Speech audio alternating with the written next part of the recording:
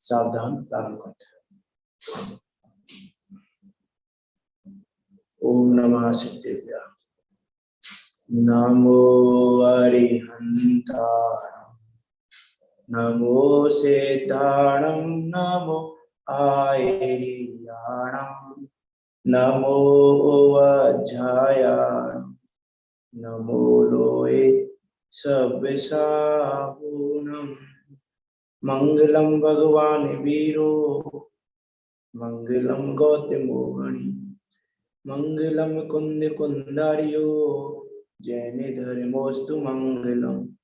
सर्व मंगल मांगल्यम, सर्व कल्याण कारकम, प्रदानम सर्व धर्माणां, जैनम जयतु शासनम, जैनम जयतु शासनम।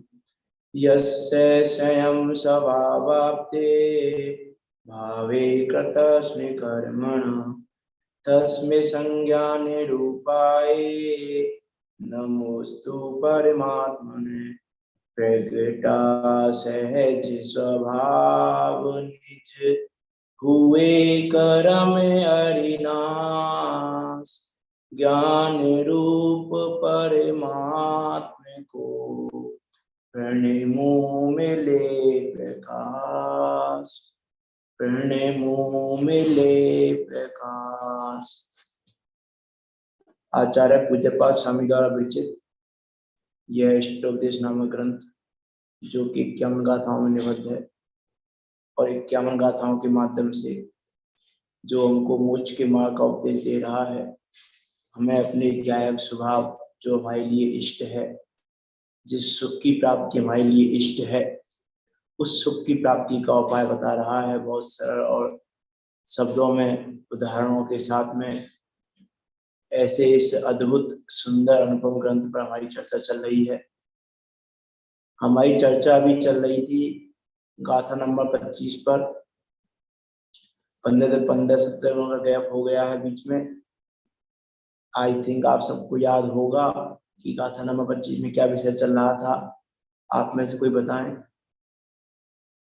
क्या चर्चा चल रही थी हमारी गाथा नंबर 25 में।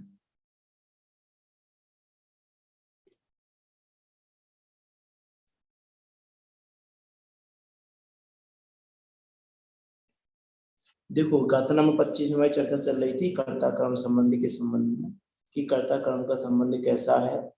तो वहां पर बात आई थी कि कर्ता कर्म का संबंध 2 वस्तुओं में बनता है, एक में नहीं बनता। तो यहाँ पर षटकारक वाली बात नहीं ली गई थी। हमने कहा भी था वहां पर, यहाँ संयोग संबंध और तादात्म्य संबंध की अपेक्षा बात की गई है। संयोग संबंध को दिखाया है, संयोग संबंध को दिखाकर भेद ज्ञान कराया है क्षय और पर के बीच में, कि उनके बीच में संयोग संबंध ही संभव है, तादात्म्य संबंध संभव नहीं है।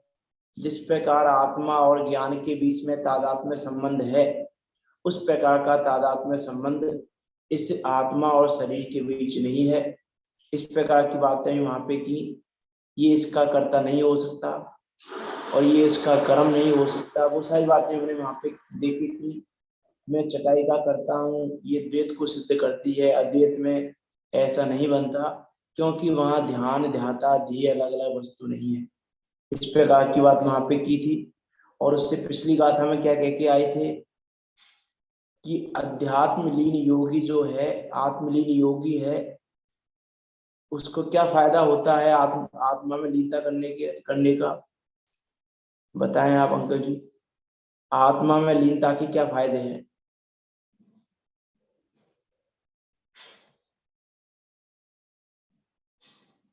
24 नंबर की गाथा में पढ़ा था हमने, आत्मा की लीनता में क्या फायदे हैं, आत्मा की लीनता करने से क्या फायदा होगा। निज का चिंतन करना क्या क्यों कार्यकारी है, उसके क्या फल मिलता है, क्या फल था, याद है। गैप लंबा हो गया इसलिए मैं पूछ रहा हूँ। कोई बात नहीं, हो जाता है लंबे गैप में। देखो वहां पे भी हमने 3 बातें पढ़ी थी, क्योंकि उसको जोड़ के हुए आगे चलेंगे हम, इसलिए मैं बोल रहा हूँ थोड़ा सा कि मुझे भी पता है 15-17 दिनों में हो जाता है कि निज को निज में चिंतन करने का क्या फल है। तो वहां पे कहा था परिचय का लक्ष्य नहीं होता, वेदन नहीं होता है परिचय उपसर्ग आदि का, और कर्मों का आश्रम नहीं होता है, और कर्मों की निर्जरा होती है। इस प्रकार की बातें वहां पे की थी गाथा। और गाथा नंबर 23 में क्या कहा था, जिसके पास जो है वही देता है, इसलिए हमको ज्ञान चाहिए तो आत्मा में जाना पड़ेगा, आत्मा के पास ही जाना पड़ेगा और कहीं नहीं मिलेगा। इस प्रकार की बातें यहाँ पे की थी। देखो 25 नंबर की गाथा का भावार्थ हमने पढ़ तो लिया था, उसकी लास्ट का पैराग्राफ पढ़ रहा हूं मैं, उसके बाद अगली गाथा पर चलेंगे। पेज नंबर 67 पे है लास्ट पैराग्राफ। यहाँ शिष्य कहता है कि तब, देखो ऊपर से पढ़ लेता हूँ, सेकंड नंबर का सेकंड लास्ट पैराग्राफ। श्लोक 24 में कहा है कि अध्यात्म योग से कर्मों की शीघ्र निर्जरा होती है। यह कथन पूर्वबद्ध कर्मों की अपेक्षा से है, क्योंकि कर्मों की निर्जरा जीव नहीं कर सकता, क्योंकि जीव जीव कर्म रूप नहीं हो सकता। उस प्रकार की बातें भी यहाँ पे की। जब आत्मा का परमात्मा के साथ एकीकरण हो जाता है, तब आत्मा ही चिन्ह मात्र हो जाता है। तो फिर आत्मा का द्रव्य कर्मों के साथ संबंधी किस प्रकार रहेगा, अर्थात कोई संबंध नहीं है। उत्कृष्ट अद्वैत ध्यान अवस्था में नए कर्म का किसी भी प्रकार का संबंध नहीं है, तो छूटना किसका। इसीलिए सिद्ध योगी अथवा गत योगी अथवा अयोग केवली के कर्मों की निर्जरा कही है, वह पूर्वबद्ध कर्मों की होती है, ऐसा समझना। यहाँ तो ये बताया है कि फायदा क्या है आत्मचिंता का, किस प्रकार निर्जरा होती है। उनको कर्मों की निर्जरा होती है, यह कहना व्यवहार न से है, निश्चय न से नहीं। यहाँ शिष्य कहता है कि तब बंध और उसका प्रतिपक्ष रूप मोक्ष किस प्रकार होगा। जब आप कह रहे हो कि बंध है ही नहीं, आप कह रहे हो कि कर्मों का बंध होता ही नहीं है, तो जब कर्मों का बंध ही नहीं है तो मोक्ष किस प्रकार होगा। तो कह रहे हैं हे भगवान, यदि अध्यात्म योग से आत्म द्रव्य और द्रव्य कर्म को विश्लेष किया जाए, अर्थात एक दूसरे से भिन्न किया जाए, तो किस प्रकार भिन्नता होगी, अर्थात किस तरह के उपायों द्वारा इन दोनों का बंध, अर्थात परस्पर प्रदेशानुप्रवेश लक्षण संकलेश, प्रदेशानुप्रवेश अर्थात एक के प्रदेश में दूसरे के प्रदेशों का प्रवेश, लक्षण संकलेश संयोग रूप बंध हो। कारण कि इस बंध पूर्वक ही विश्लेष होता है, क्योंकि बंध का अभाव होने पर ही मोक्ष होगा। आप कह रहे हो कि बंध ही नहीं होगा, तो किस प्रकार से मोक्ष होगा। और उसका प्रतिपक्षी अर्थात बंध विरोधी मोक्ष, जो संपूर्ण कर्मों के अभाव लक्षण वाला है, विश्लेष वाला है, वह जीव को किस प्रकार हो सकता है। कारण कि अनंत सुख का कारण होने से वह योगियों द्वारा प्रार्थनीय है, क्योंकि वो मोक्ष कैसा है कि अनंत सुख का कारण है। अनंत सुख का कारण होने से योगियों के द्वारा प्रार्थनीय है, तो वो मोक्ष किस प्रकार प्राप्त होगा, ये बताइए। तो उसके लिए गाथा नंबर 26 लिख रहे हैं आचार्य पूज्यपाद स्वामी। देखो क्या कह रहे हैं, बद्धते मुच्यते जीवा सममो निर्ममा क्रमात् तस्मात् सर्व प्रत्यनेन निर्ममत्वं विचिन्तयेत्। क्या कह रहे हैं, बहुत सुंदर गाथा है। क्या कह रहे हैं, यह जीव किस प्रकार बंधता है और किस प्रकार मुक्त होता है। इस जीव के बंधने का कारण क्या है और इस जीव के मुक्त होने का कारण क्या है, वो यहाँ बता रहे हैं। क्योंकि बंध मोक्ष की बात आई है, शिष्य ने बंध मोक्ष की बात की है, तो बंध मोक्ष किस प्रकार से होता है वो यहाँ बता रहे हैं। बध्यते अर्थात बनता है, मुच्यते अर्थात मुक्त होता है। जीवा, जीव ही बनता है, जीव ही मुक्त होता है। स ममो, सह ममो, मम के साथ अर्थात ममत्व के साथ, निर्मम निर्ममत्व से, क्रमात है क्रम से, क्रम से अर्थात बद्धते के साथ सममो लगाना और मुच्यते के साथ निर्मम है लगाना। बद्धते जीवा सममो, जीव ममत्व के कारण बनता है। मुच्यते जीवा निर्मम, और जीव निर्ममत्व के कारण मुक्त होता है। तस्मात् सर्वप्रत्नेन, इसीलिए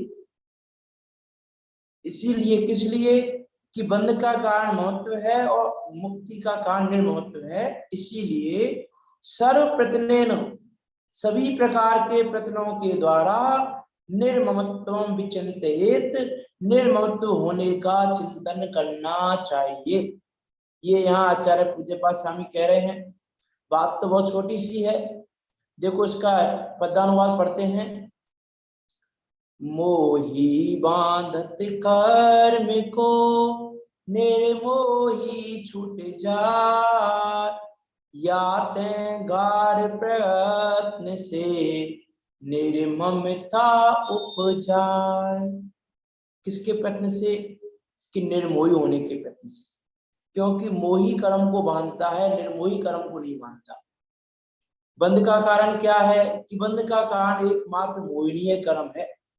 पढ़ के आए हैं, मोक्ष प्रकाश ग्रंथ में भी पढ़ा है। पंडित टोडरमल जी ने सिद्धि भी की कि बंध का एकमात्र कारण मोहिनीय कर्म है। ज्ञानावरण, दर्शनावरण, अंतराय, सारे कर्मों की सिद्धि की है वहां पे पंडित टोडरमल जी ने तीसरे अधिकार में, कि इनसे बंध नहीं होता, ना ज्ञानावरण से होता है, ना दर्शनावरण से होता है, ना अंतराय से होता है। बंध किससे होता है? कि बंध का एकमात्र कारण मोहिनीय कर्म है। तो यहाँ भी क्या कह रहे हैं कि कर्म बंधने का एकमात्र कारण है मोह, अर्थात इसका मोह रूप परिणाम, कि मोह रूप परिणाम के कारण यह जीव बनता है और निर्मोही रूप परिणाम के कारण यह जीव छूटता है। देखो इसका अनुवाद पढ़ते हैं एक बार। सममो जीवा, ममता वाला जीव, और निर्ममः जीवा, ममता रहित जीव, कर्मात अनुकर्म से बद्धते बनता है और मुच्यते मुक्त होता है। तस्मात्, इसीलिए सर्व प्रयत्न, संपूर्ण प्रयत्न से निर्ममत्व का विचिंतित, विशेष रूप से चिंतन करना चाहिए। मात्र चिंतन नहीं करना चाहिए, विशेष रूप से चिंतन करना चाहिए कि मेरा महत्व का परिणाम है कि निर्ममत्व का परिणाम है। मैं वास्तव में बंधने का कार्य कर रहा हूं कि निर्ममत्व होने का कार्य कर रहा हूं। वास्तव में विचार करके देखें हम कि जीव के बनने का क्या कारण है, वास्तव में किस लिए ये जीव बनता है, किस प्रकार से बनता है ये जीव। यहाँ कह रहे हैं कि बंध का कारण मुक्त का परिणाम है। लेकिन मेरा प्रश्न है आपसे कि क्या हिंसा करने से बंध नहीं होता?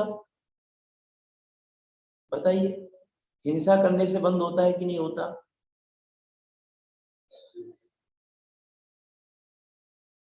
बताएं आप।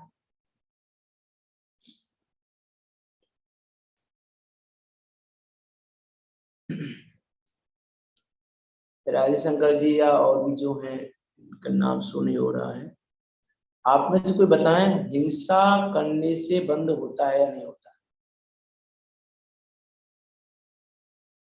जीवों की हिंसा हो जाए तो बंद होगा कि नहीं होगा? जीवों की हिंसा बंद का कारण है कि नहीं है? बंद का कारण है, बंद का कारण है पक्का। लेकिन आचार्य पूज्यपाद स्वामी ने तो यहाँ बताया ही नहीं बंद का कारण। हिंसा को बंद का कारण नहीं बताया आचार्य पूज्यपाद स्वामी ने। नहीं, अच्छा, हमारे भाव हिंसा के होंगे तो बंद का ही कारण होगा। देखो बात करते हैं हम, चलो हिंसा की बात भी छोड़े अभी हम। ये मन वचन काय के जो योग है, मन वचन काय का योग है, उससे हिंसा होती है कि नहीं होती है? मन वचन काय से बंद होता है कि नहीं होता है? हिंसा नहीं बंद होता है कि नहीं होता है मन वचन काय से? बंद होता है उससे भी, जो है, हाँ बंद होगा उससे भी। बंद होगा उससे भी। और कोई साधन नहीं।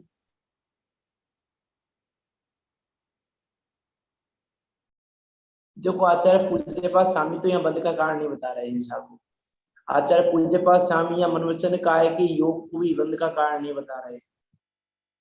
कारमान बरगना ठसाठस भरी हुई है, वो भी बंद का कारण नहीं है। मनवचन काय का योग, मनवचन काय त्रियोग बंद के कारण नहीं है। चेतन अचेतन प्राणियों का घात भी बंद का कारण नहीं है।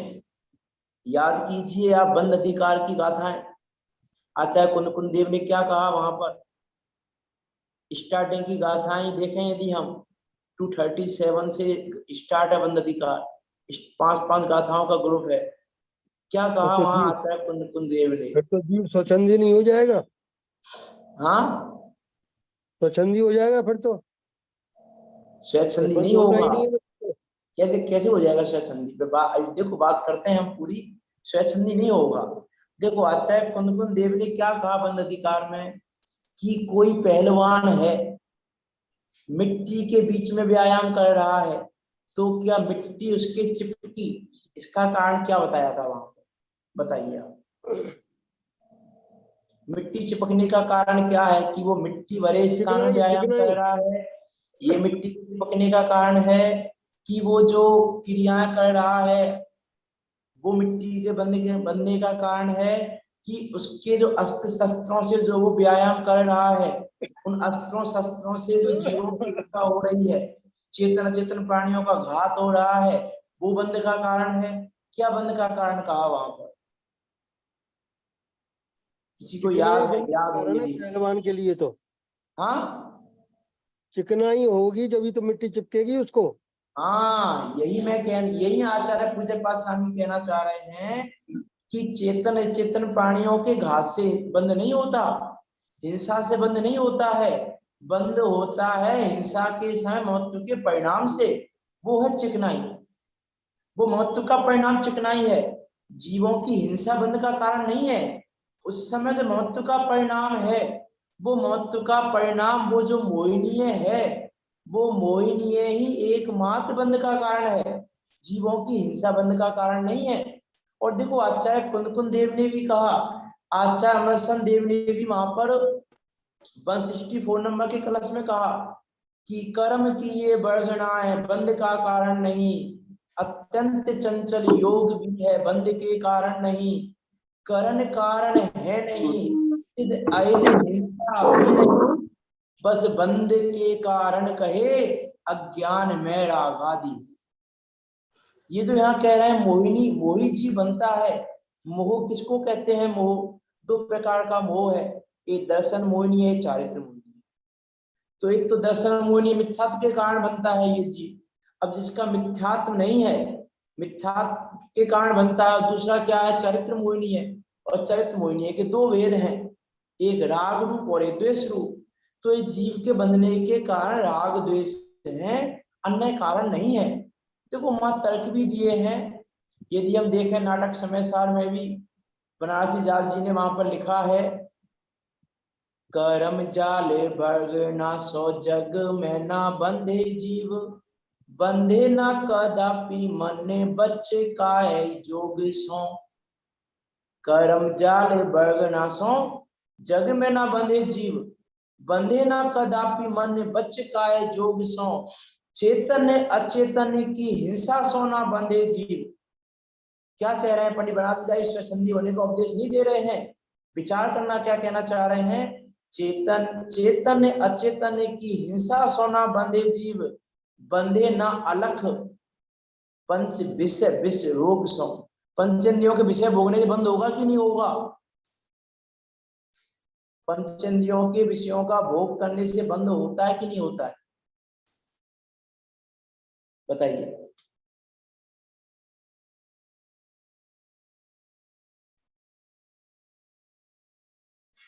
पांचों इंद्रियों के विषयों का भोग करने से बंद होता है कि नहीं होता है? यहाँ तो पंडित बनारसी दास जी कह रहे हैं, करम जाले बगना सो जग में ना बंधे जीव, बंधे न कदापि मने बच्चे का है जोग सो।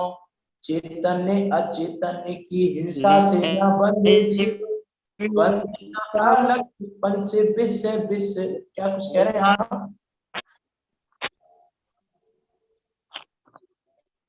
कुछ कह रहे हैं क्या आप? कह रहे हैं बंधे ना अलख, यह आत्मा नहीं बनती। किससे नहीं बनती? हम ये पंच कह रहे विषय आप विष। पूछे थे हाँ पंचेंद्रियों के विषयों में बंद होता है कि नहीं? क्या? पंचेंद्रिय अभी अभी यहाँ पर देखो, ये यहाँ पर तर्क देंगे, पंडित बनारसी दास जी तर्क दे रहे हैं यहाँ पर। मैं पूरा पढ़ता हूँ एक बार, नहीं बनती। आप तक सुनना। हाँ नहीं बनती है तो क्या करें? देखो अभी देखो आचार्य कुंदकुन देव ने, आचार्य अमरसन देव ने भी वहां पे ये कहा है कि हिंसा से बंद नहीं होता। आप कहोगे हिंसा से तो बंद होता है ना, देखो बंद किससे होता है, बंद का कारण क्या है मुख्य रूप से, उसकी यहाँ बात चल रही है। मुख्य बंद का कारण क्या है? बंधे ना अलख, यह आत्मा नहीं बनती। किससे नहीं बनती? पंच विषय विषय भोग सो, ये पांचों इंद्रियों के भोगों को भोगने से भी बंद नहीं होता है। अब देखो तर्क भी क्या दे रहे हैं आगे, कर्म सो अबंध सिद्ध, जोग सो अबंध जिन। यदि कर्माण वर्गणा बंध का कारण हो तो सिद्ध भगवान के बंद होना चाहिए, लेकिन सिद्ध भगवान के बंद नहीं हो रहा है। सिद्धालय में भी कर्माण वर्गणा ठसाठस भरी हुई है, लेकिन सिद्ध भगवान को बंद नहीं हो रहा है। तो पहला जो लॉजिक दिया कि कर्माण वर्गणा बंद का कारण नहीं है, दूसरा लॉजिक दिया कि मन वचन ने कहा है ये त्रियो बंद के कारण है, तो कह रहे हैं जोग सो अबंध जिन, अर्यंत परमेष्टि अबंध है, उनके बंद नहीं हो रहा है। फिर तीसरा कहा हिंसा, चेतन चेतन की हिंसा बंद का कारण नहीं है। यदि हिंसा से बंद होता हो तो क्या कह रहे हैं, कर्म सो अबंध सिद्ध, जोग सो अबंध जिन, हिंसा सो अबंध साधु। हिंसा सो अबंध साधु, कि साधु के हिंसा भी हो जाए, साधु से चल रहे हैं देखकर, ईजा समिति पूर्वज चल रहे हैं और हिंसा हो भी जाए तो भी बंद नहीं होता। इसका अर्थ है कि बंद, हिंसा बंद का कारण नहीं है। और ज्ञाता विषय भोग सो, और ज्ञानी सम्य दृष्टि जीव के, आचार्य कुंदकुन देव ने कहा है भोग निद्रा के कारण कह दिए वहां पर, तो इसका अर्थ है कि भोग बंद के कारण नहीं है, बंद का कारण वहां पर कुछ और है। बंद के कारण मूल रूप से ये नहीं है कि हम बंद का कारण इनको माने। हम कर क्या रहे हैं, हमने माना बंद का कारण क्या है कि हिंसा, हिंसा से बंद नहीं हो रहा है, तुमने हिंसा करना छोड़ दिया। अब हिंसा करना छोड़ दिया, हम क्या कह रहे हैं, देखो हम बिल्कुल हिंसा नहीं करते।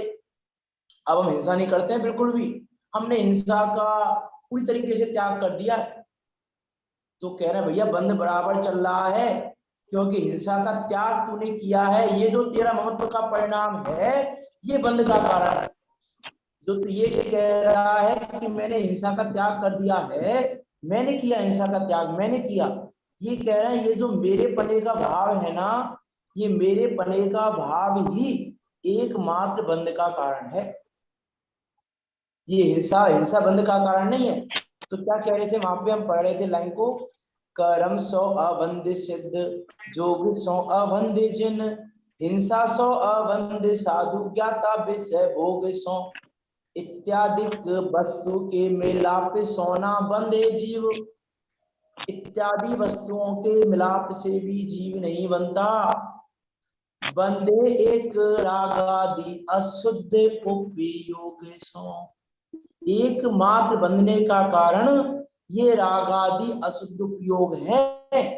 हमारा ध्यान उस तरफ नहीं है, हमारा ध्यान हिंसा की तरफ है। इसलिए देखो आचार्य कुंदकुन देव ने कहा ना, चिकनाई ही एकमात्र बंध का कारण है। यदि वो मिट्टी भरा स्थान बंध का कारण हो तो जिन पहलवानों ने चिकनाई नहीं लगाई है, तेल का मर्दन नहीं किया है अपने शरीर पर, उनके क्यों नहीं चिपक रही मिट्टी, उनके भी चिपकनी चाहिए। यदि मिट्टी भरे स्थान पर व्यायाम करना ही कारण हो तो, और वो भी क्रियाएं कर रहे हैं, मन वचन काया की क्रिया उनके भी हो रही है, शरीर की क्रिया, यदि वो क्रिया ही बंध का कारण हो तो उनके क्यों नहीं बंध रहा है, बंध रही है मिट्टी। चेतन चेतन का घात उनसे भी हो रहा है, लेकिन वो उनकी मिट्टी क्यों नहीं चिपक रही है। और उसके बाद फिर कर्मों पे घटाया अगली 5 गाथाओं में, आचार्य कुंदकुन देव ने 237 से 247 5 गाथाएं पहलवान का उदाहरण दिया था। उसके बाद फिर आगे एग्जाम्पल दिया जीव का और कर्मों का, कि उसी प्रकार जीव और कर्मों के बीच में जानना कि कर्म बंध का कारण तो एकमात्र वो चिकनाई है, वो जो उसने तेल का मर्दन किया हुआ है, वो हिंसा कर रहा है। लेकिन हिंसा यदि उस राग के मर्दन के साथ कर रहा है, यदि उस राग के साथ, उस ममत्व के साथ कर रहा है तो बंद होगा। यदि विषय भोगों को उस राग के साथ बांध रहा है, उस ममत्व के साथ बांध रहा है तो बंधेगा ये जीव। यदि ये मात्र हिंसा ही बंध का कारण कहें हम तो उसमें दोष आएगा। कौन सा दोष आएगा बता सकते हैं? कि हिंसा को बंध का कारण यदि हम कहें तो कौन सा दोष आएगा? 3 दोष होते हैं ना, अतिव्याप्ति, अव्याप्ति, असंभव। कौन सा दोष आएगा?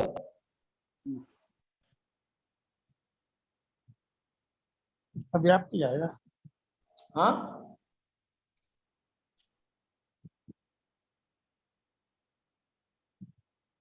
अव्याप्ति। और कोई साधन भी बताएं।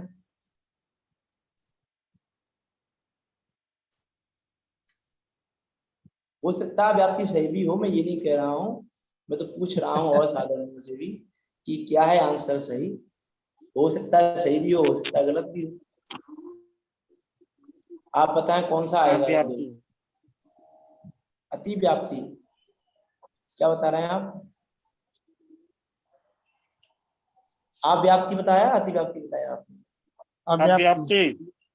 अव्याप्ति आएगा। कैसे आएगा अव्याप्ति?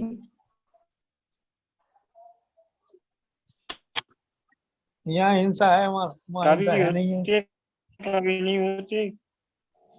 क्योंकि यदि हम इसको लक्षण बनाएंगे कि बंध का कारण हिंसा है, यदि हमने बंध का लक्षण हिंसा को बना लिया तो जहां जहां हिंसा होगी वहां सब जगह बंद होना चाहिए, लेकिन वहां नहीं है। कुछ जगह पर हिंसा होते हुए ही बंद नहीं हो रहा है। इसका अर्थ है कि बंध का कारण हिंसा सही लक्षण नहीं है। बंध का कारण विषय भोग सही लक्षण नहीं है। बंध का कारण मन वचन काय त्रियोग, मन वचन काय की क्रियाएं, ये बंध का कारण है, ये भी सही लक्षण नहीं है। और ये कामान वर्गना जो ठसाठस भरी हुई है, ये बंध का कारण है, ये भी सही लक्षण नहीं है। तो सही लक्षण क्या है? तो यहाँ रागादि असत प्रयोग। यहाँ क्या कह रहे हैं? बद्धते जीवा सममो।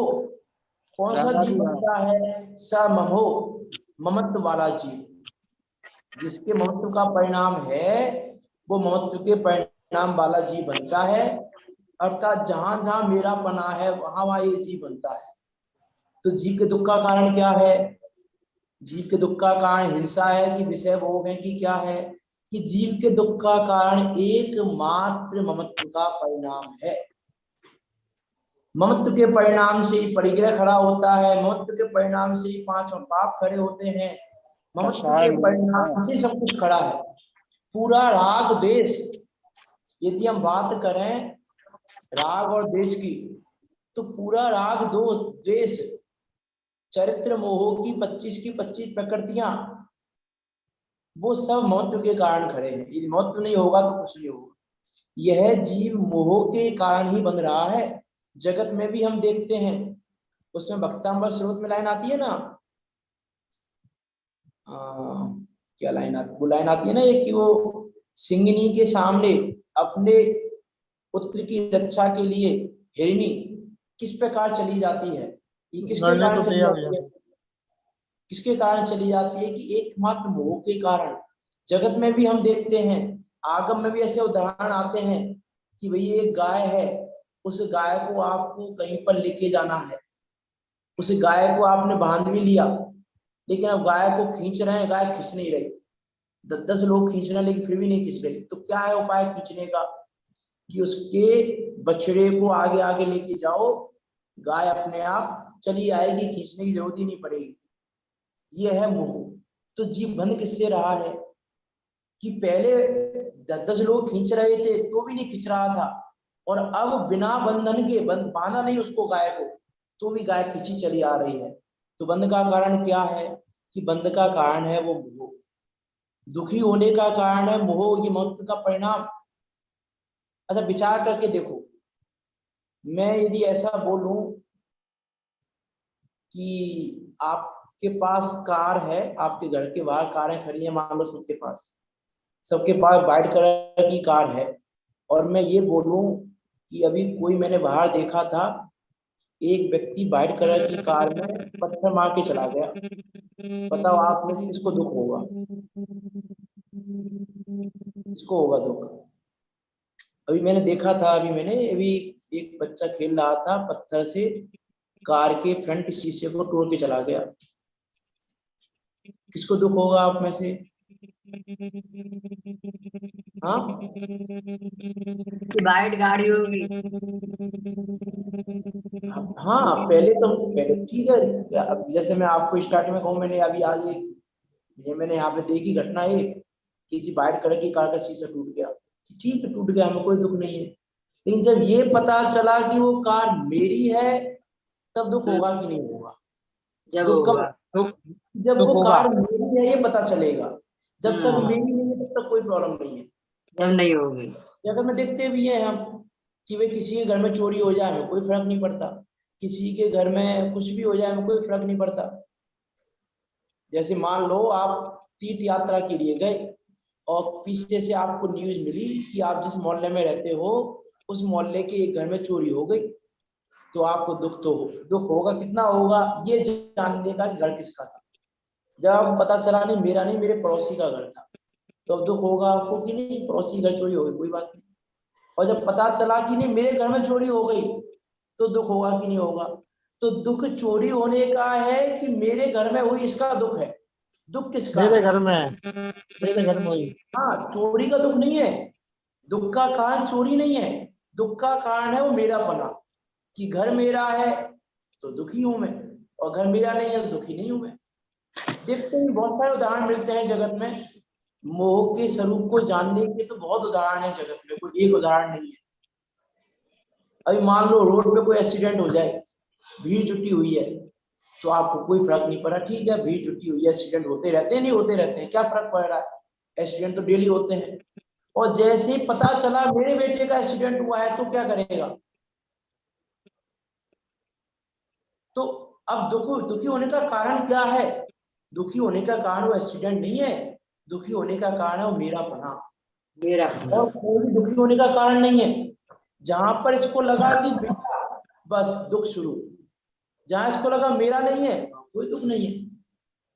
इसलिए यहाँ पर कह रहे हैं कि यह जीव जो ममत्व वाला जीव है वो बनता है, और ममता से रहित वाला जीव मुक्त होता है। इसीलिए सभी प्रकार से, सभी प्रयत्नों से निर्ममत्व का विशेष रूप से चिंतन करना चाहिए। निर्मत्पने का, निर्मोत्पना कौन से 10 धर्म आ रहे हैं ना, 10 लक्षण पर्व आ रहे हैं। निर्मोत्पना कौन से धर्म में आता है?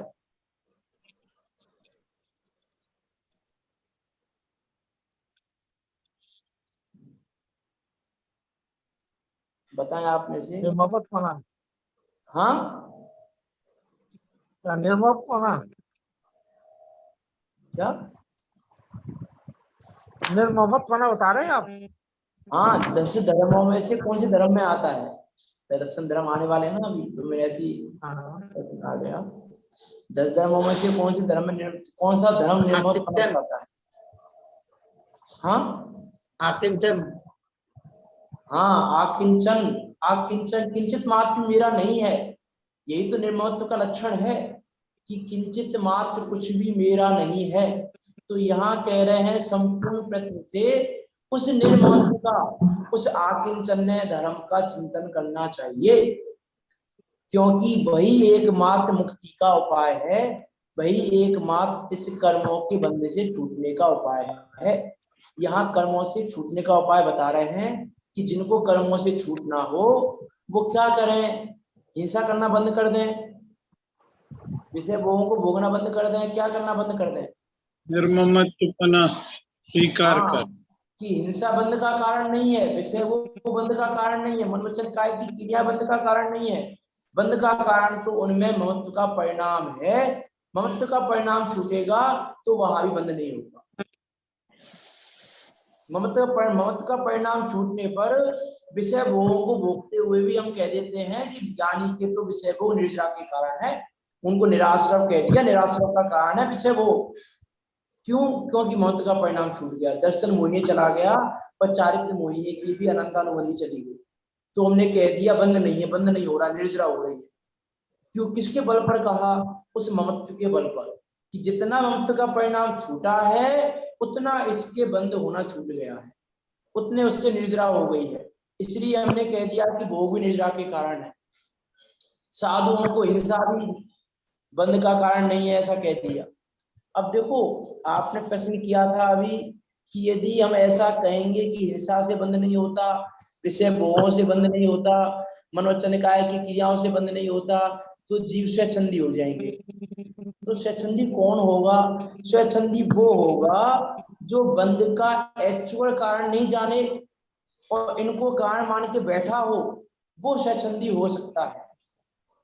लेकिन जिसने बंध का असली कारण जाना कि बंध का असली कारण क्या है कि ममत्व का परिणाम, तो जब ममत्व का परिणाम छूटेगा तो क्या विषय भोग नहीं छूटेंगे? कि विषय भोग भी छूटेंगे। ममत्व का परिणाम छूटेगा तो हिंसा भी छूटेगी, ममत्व का परिणाम छूटेगा तो मनोवचन निकाय की क्रियाएं भी छूटेंगी, क्रम क्रम से छूटेंगी। इसलिए यहाँ लिखा कि ममता वाला जीव बनता है और ममता रहित जीव मुक्त होता है, बंधन से छूटता है। इसीलिए संपूर्ण प्रश्न से निर्ममत्व का विशेष रूप से चिंतन करना चाहिए। देखो टीका पढ़ते हैं थोड़ी सी। आव्ययों के अनेक अर्थ होते हैं। मम, जो मम शब्द है यहाँ पे, यह आव्यय है, उसका अर्थ अभिनिवेश होता है। देखो क्या अर्थ, एक और अर्थ निकाला है यहाँ पे सममय का। मम क्या है? मम का एक अर्थ किया अभिनिवेश, टीकाकार ने किया है। पंडित आशाधर जी ने तो मम परिणाम ही लिया है टीका गाथा में। पूज्यपाद स्वामी ने तो ममत परिणाम ही लिया है, मोह को ही लिया है कि मोह के कारण जीव बनता है और निर्मोह के कारण छूटता है। लेकिन यहाँ आशाधर जी, पंडित आशाधर जी टीकाकार, वो क्या कह रहे हैं कि मम यह आव्यय है, उसका अर्थ अभिनिवेश होता है। इसलिए स मम अर्थात मम इदम, यह मेरा है, ऐसे अभिनिवेश वाला अर्थात विपरीत अभिनिवेश वाला, ऐसा अभिनिवेश वाला जीव तथा उपलक्षण से अहम अस्य, मैं इसका हूं, ऐसे अभिनिवेश वाला जीव कर्मों से बनता है कि या तो यह मेरा है या मैं इसका हूं। यह मेरा है तो भी जीव बंधेगा, मैं इसका हूं तो भी जीव बंधेगा। इसीलिए देखो, इसीलिए ज्ञानी, यदि हम प्रथमा उठा के देखें तो ज्ञानियों की आकुलता क्यों नहीं है? क्योंकि ममत्व का परिणाम नहीं है। अर्थात आकुलता का कारण, बंध का कारण, दुख का कारण एकमात्र ममत्व का परिणाम है। और जितना ज्यादा ममत्व का परिणाम उतना ज्यादा दुखी, और जितना कम ममत्व का परिणाम उतना कम दुखी। इसीलिए मुनिराजों को उपसर्ग हो रहे हो तो उपसर्ग के काल में मुनिराज दुखी नहीं होते, और हम अनुकूलताओं में भी दुखी होते हैं। अनुकूलताओं में भी सुखी नहीं होते हम, अनुकूलताओं में सुखी होते हैं, दुखी होते हैं अनुकूलताओं में। बताइए। सुखी मानते हैं अपने को अनुकूलता में। सुखी पर होते आकुलित भोगने के लिए। देखो मैंने ऊपर चर्चा हो चुकी है भोगों का, जब भोगों के प्रकरण पे, भोगों का प्रकरण आया था ऊपर कि भोगों को भोगने के पहले भी दुख हमने सिद्ध किया था, भोगों को भोगने के कारण भी दुख सिद्ध किया था, और भोगों के समाप्त हो जाने के बाद भी दुख सिद्ध किया था। तो अनुकूलता के काल में भी तो सुखी मान ही रहे हैं ना, उसी काल में सुखी मानने के काल में दुख बराबर विद्यमान है। किस बात का दुख? कि अनुकूलता छूट ना जाए, कि अनुकूलता हमसे दूर ना हो जाए, इसका दुख है ना। अनुकूलता भोगने के काल में ही, जिस समय अनुकूलता का सेवन कर रहे हैं, अनुकूल पदार्थों का सेवन कर रहे हैं, उस काल में ही इस बात का दुख विद्यमान है। सुख के साथ साथ जो मान्यता की बात कर रहा हूं मैं, रियल में सुख नहीं है, वो तो अलग ही बात हो गई। हम तो मान्यता में भी दुखी हैं, मान रहे हैं सुखी, और उसी काल में हमको क्या चल रहा है अंदर में, ये भोग छूट ना जाए, ये अनुकूलता छूट ना जाए, ये अनुकूलता दूर ना हो जाए, ये अनुकूलता सदा काल बनी रहे, इसका वियोग ना हो। में भी दुखी है। और मुनिराज और ज्ञानी वो उपसर्ग के काल में भी दुखी नहीं है। तो इसका कारण क्या है कि सती सीता को गर्भवती अवस्था में जंगल में छोड़ दिया, भयंकर जंगल में, तो भी दुखी नहीं है। सती अंजना को सास ने लात देकर निकाल दिया, केतुवती सास ने, तो भी दुखी नहीं हो रही है। और हम ऐसी प्रतिकूलता तो नहीं है हमारे साथ। जैसी प्रतिकूलताएं, मुनिराजों की बात भी नहीं कर रहे हम, तो श्रावकों की बात करें तो जैसी ज्ञानी श्रावकों पर जैसी प्रतिकूलताएं आई, वैसी प्रतिकूलता तो नहीं है।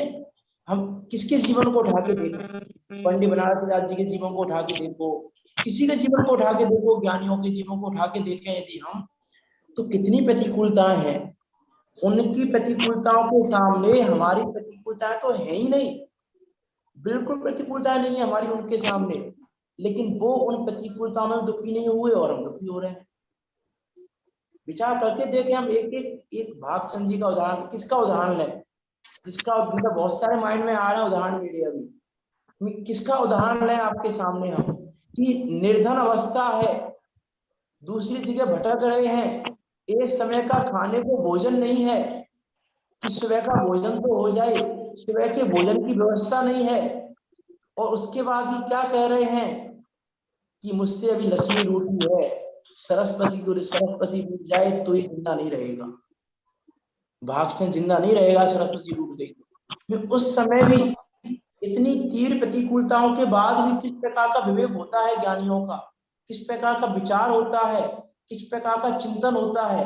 वो चिंतन होता है महत्व से रहित, वो चिंतन होता है मोह से रहित। तो यहाँ भी इसलिए कह रहे हैं संपूर्ण प्रयत्न से निर्ममत्व का विशेष रूप से चिंतन करना चाहिए। किन कारणों से वो सुखी है और किन कारणों से अनुकूलता होते हुए दुखी है, उठा के देखें। प्रतिमान योग में, प्रतिमान योग पे चर्चा करने जाए इस गाथा पे तो बहुत चर्चा हो जाएगी।